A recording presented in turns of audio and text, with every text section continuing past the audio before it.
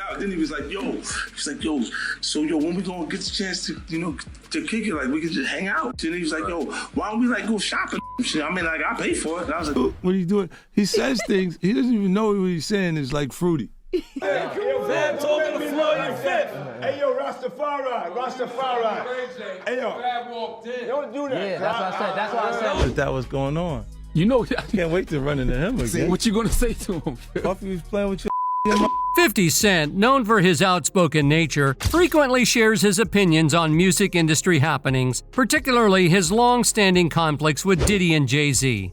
Amidst swirling rumors about Diddy, 50 Cent hasn't held back in expressing his thoughts. Their feud traces back to their days at Bad Boy Records, marked by intense verbal and physical altercations. Recently, Tony Yayo, a close associate of 50 Cent from G-Unit, disclosed that 50 Cent was on the verge of signing with Bad Boy Records only for Diddy to retract the deal at the last moment. This revelation adds a surprising dimension to their ongoing feud. Let's explore this further. But before that, make sure first that you subscribe to our channel and hit that notification bell for more updates and videos like this. Now let's get going. Big homie want to look like... What are we talking about here?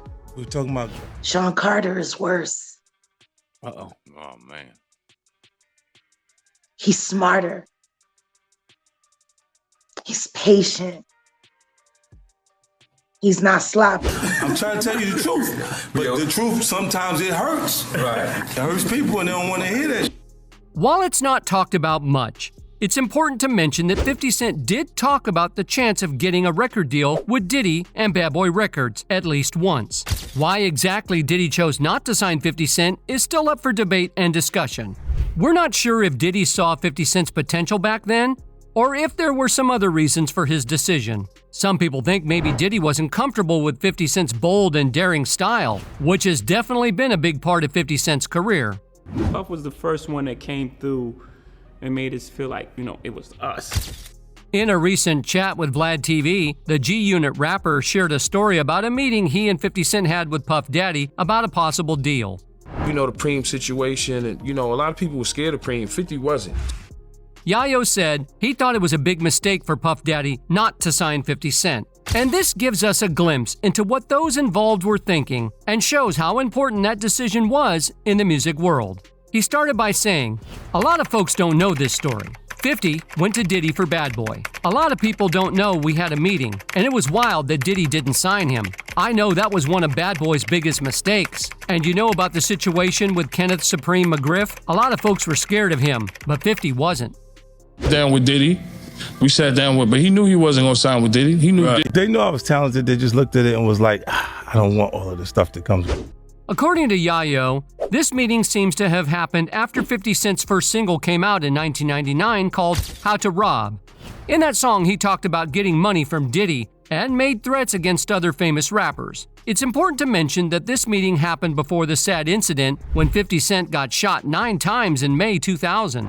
There are rumors going around that Hollywood is like a shady world, involving big names like Jay-Z and Diddy, who are all about making as much money as possible. This alleged dark influence has apparently opened up a worrying way to make money, which involves taking advantage of lots of young people, especially female artists.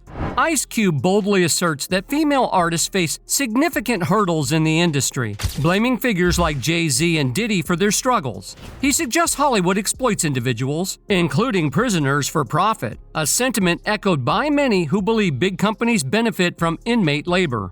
Ice Cube contends that Hollywood promotes a culture of maltreatment to increase incarceration rates, linking record labels to prison ownership. He criticizes the music industry for glamorizing crime and perpetuating a cycle that profits from youth incarceration, implying a sinister motive behind the industry's actions.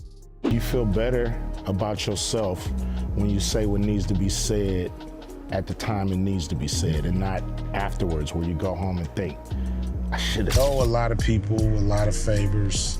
The more money you give them, the more you... Ice Cube and Bill Maher's podcast discussion highlights the deliberate efforts by record label owners to glamorize crime through music, enticing young audiences into dangerous lifestyles. This trend raises concerns about an increased likelihood of youth involvement in criminal activities, jeopardizing their future prospects. Allegations surrounding the case also suggest potential involvement in occult practices and past misconduct like human sacrifices, garnering renewed scrutiny. The growing demand for a reopened investigation underscores a collective resolve to ensure fairness for late singer Aaliyah. Definitely know who they are. A lot of people would be like, what? Who? Come on.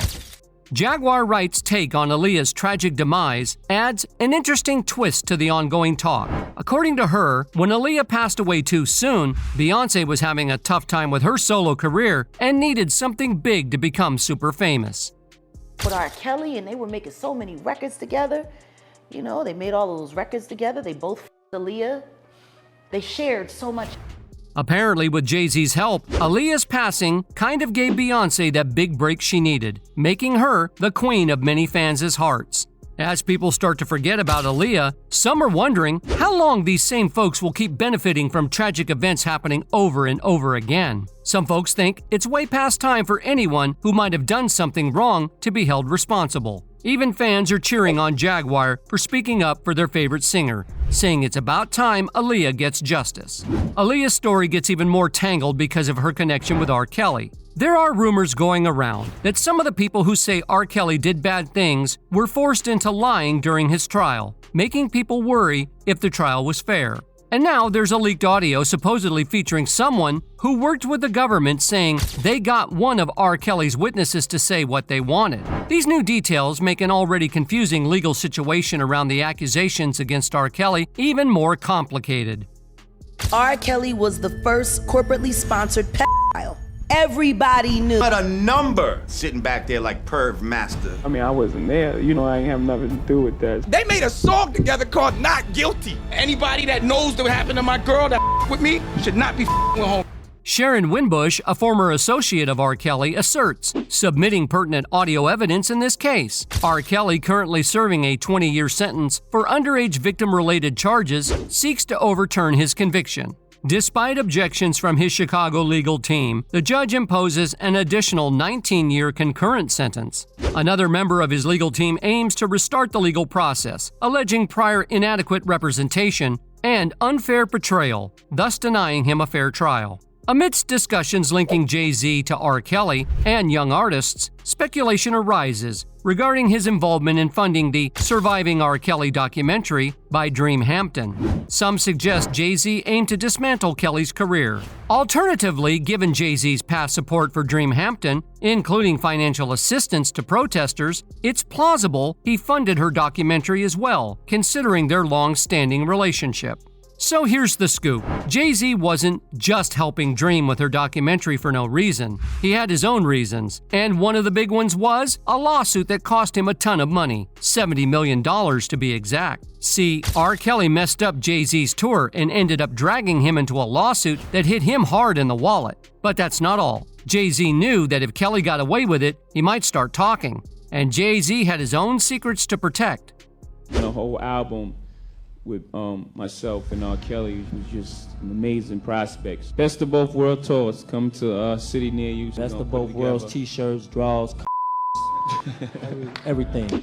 Damon Dash revealed Jay-Z's interest in Aaliyah, though she may have rebuffed him, opting to marry R. Kelly instead. Dash recalls tension between Jay-Z and himself over Aaliyah. Despite both men vying for her affection, Jay-Z ultimately won her heart, sparking rumors of their relationship. Speculation also surrounds Jay-Z's alleged involvement with Foxy Brown when she was young. Critics question Jay-Z's support for a documentary against R. Kelly given his own past, labeling it hypocritical. However, defenders argue against the validity of these rumors, citing Beyoncé's older age at the start of her relationship with Jay-Z, Aaliyah's prior commitment to Dash, and Foxy Brown's denials of any involvement. But there's more to it. Some folks are suggesting that Jay-Z's actions might not just be about R. Kelly. They're saying there's a whole network of powerful people involved, like Diddy, who's been linked to all sorts of stuff too. And with Diddy's head of security possibly playing a role, it's got people really concerned about what's really going on behind the scenes. Amidst Cassie's public stance against Diddy, concerns about her safety have heightened, particularly in light of Kim Porter's history with him. Speculation abounds regarding potential dangers faced by Cassie, evoking fears of a grim repetition of history. Kim Porter's unexpected demise stirred shockwaves, her seemingly inexplicable passing from pneumonia casting doubt. Initial confusion ensued as the coroner's report hinted at toxins, yet failed to ascertain the exact cause. The situation took a bizarre turn with the mysterious disappearance of the initial coroner, followed by another attributing her demise to pneumonia. Jaguar writes insinuations of foul play, possibly involving Diddy, added to the noise, worsened by the unsettling discovery of the initial coroner's demise. For those willing to delve deeper, a perplexing narrative begins to emerge. Without explicitly stating it, some celebrities have dropped hints that numerous figures in the entertainment hasn't participated in such activities. However, his cryptic references... Diddy's recent relationship struggles with Young Miami, a member of the City Girls duo, have garnered attention.